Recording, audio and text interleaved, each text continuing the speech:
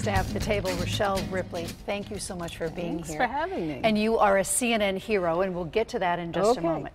Let's talk about your life and how you are giving back to the Lakota tribe, which is on the Cheyenne River Sioux Reservation. Correct. You are a Lakota. Correct. Describe to me what this tribe is all about. Well, the Lakota people are a nation, and within that there are tribes. On Cheyenne River, it's a combination of what were formerly 4 different tribes that were combined during the late 1800s by the U.S. government that are now called bands. So on Cheyenne River, you have 4 different original Lakota tribes that make up what is now called the Cheyenne River Sioux tribe.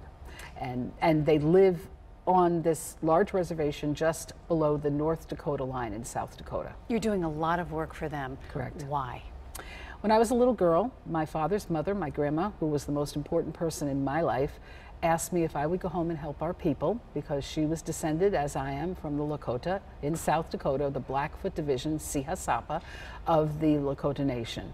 And she asked me if I would go home and help our people. And my grandma was the world to me. If she asked for something, I would deliver it if I could. You are fulfilling this promise. Right. When did you first go to the reservation, and how did they accept you? What happened on that first meeting?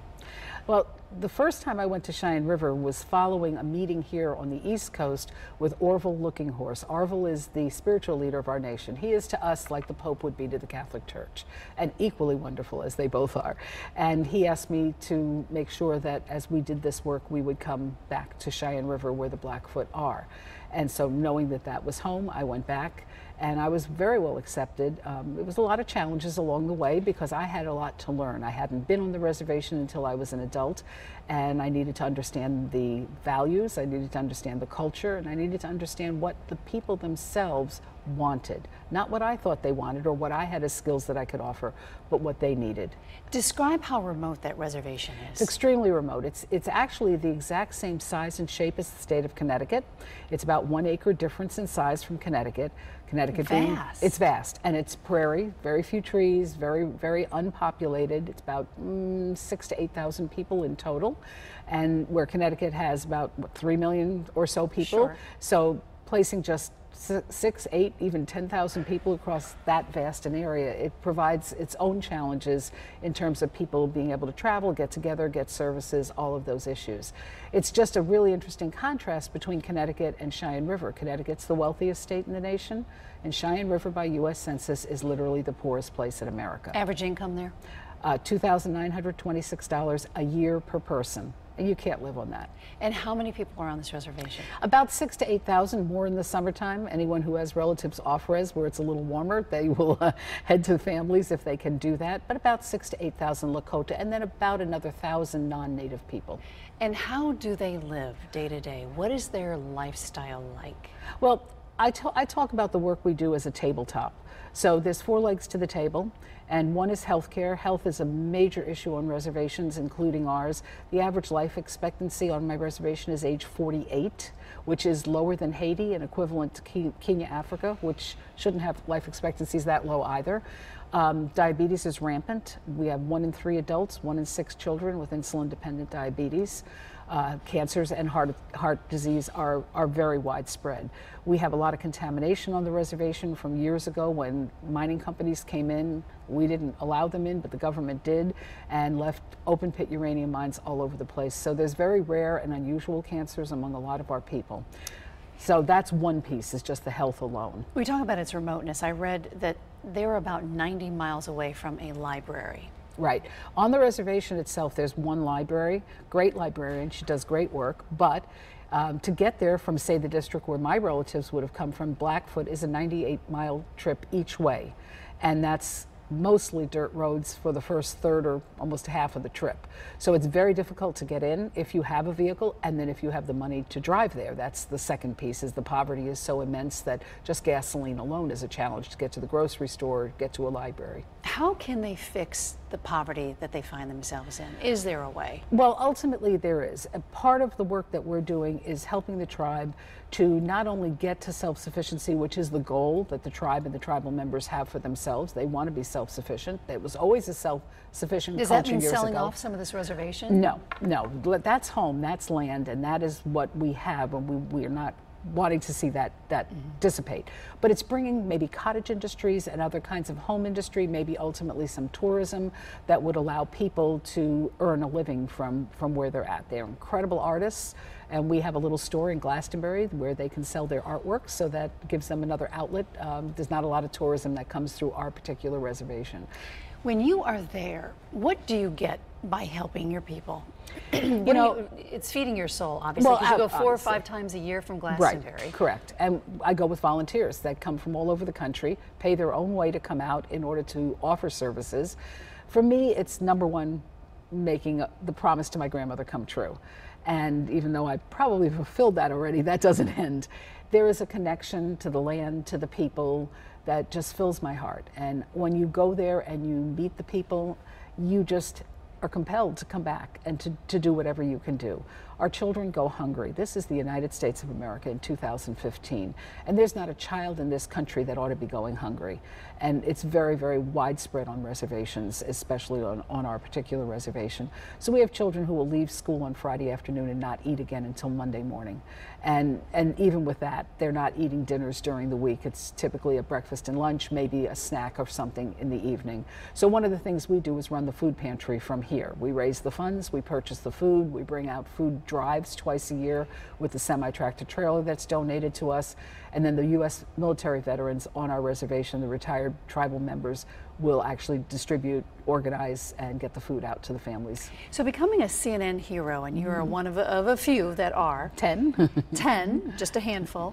How is this going to help your reservation? Is it going to spotlight the reservation and help them along the way, do you suppose?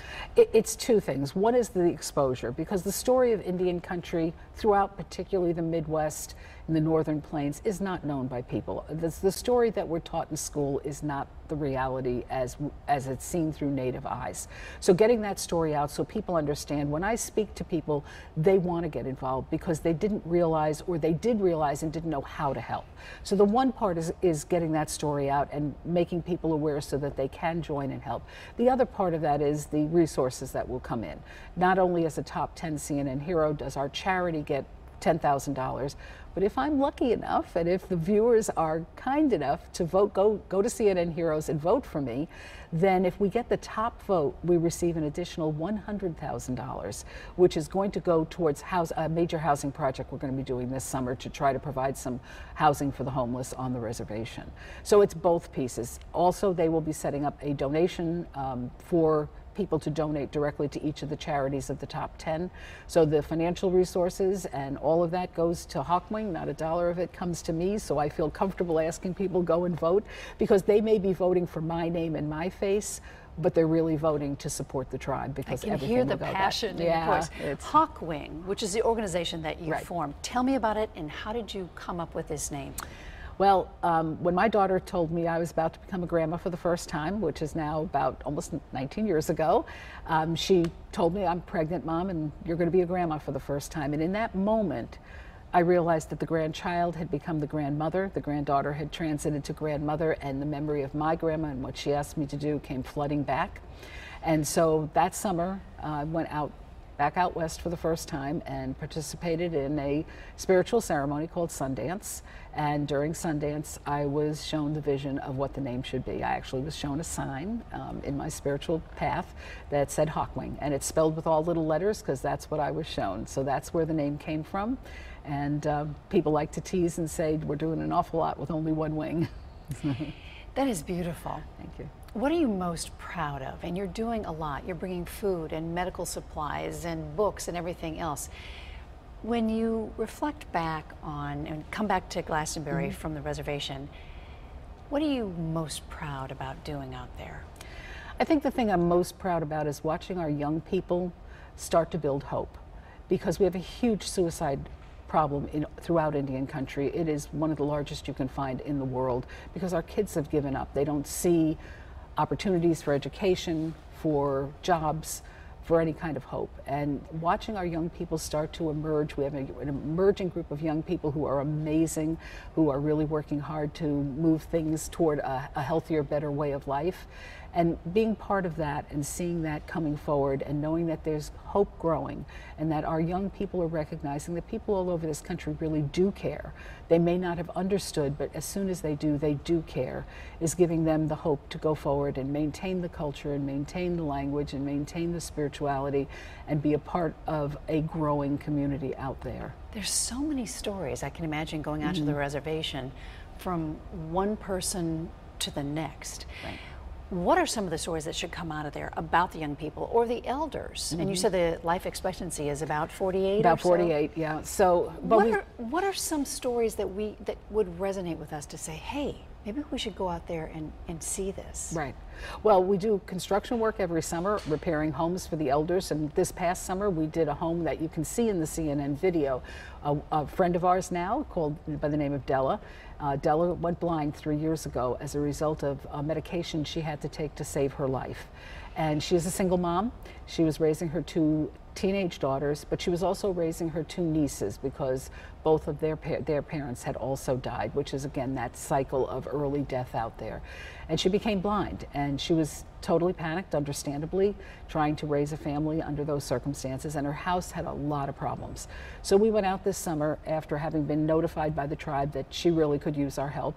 And with the help of Glastonbury Carpet, who donated all the flooring for us, we put in all new floors for her. She was falling. She was catching her toe, not being able to see on broken linoleum and falling and getting hurt.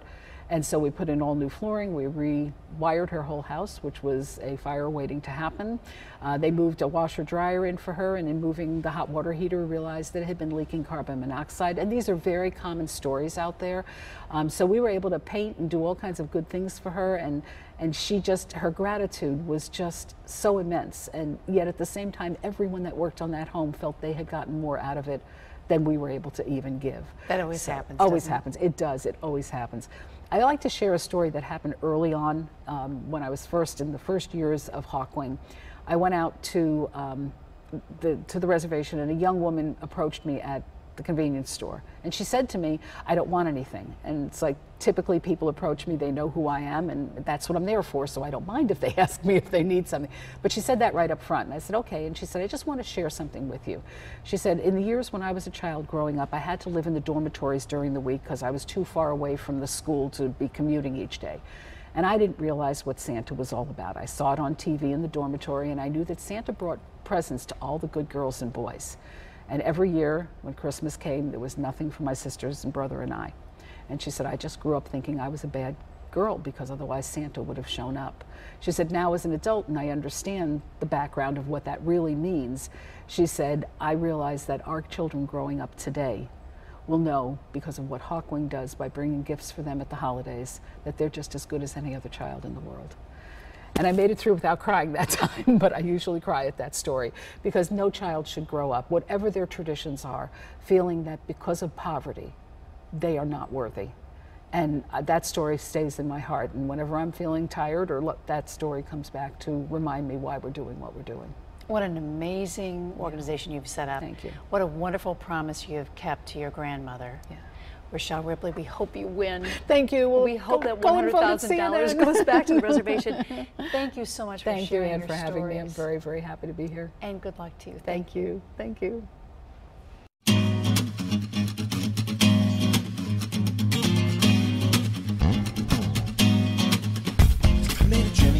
Spend one this in. Who is this girl? Spend all night kissing, and if Walter's right here, then who else is missing? Got a little sidetracked if I'm so wishing to find the keys to the door, but it's also a metaphor. Need to keep locked in the grocery store, but mine just to save time. Skip right ahead to the last ride. The harder we look, the less we can see. Don't you know, you know that you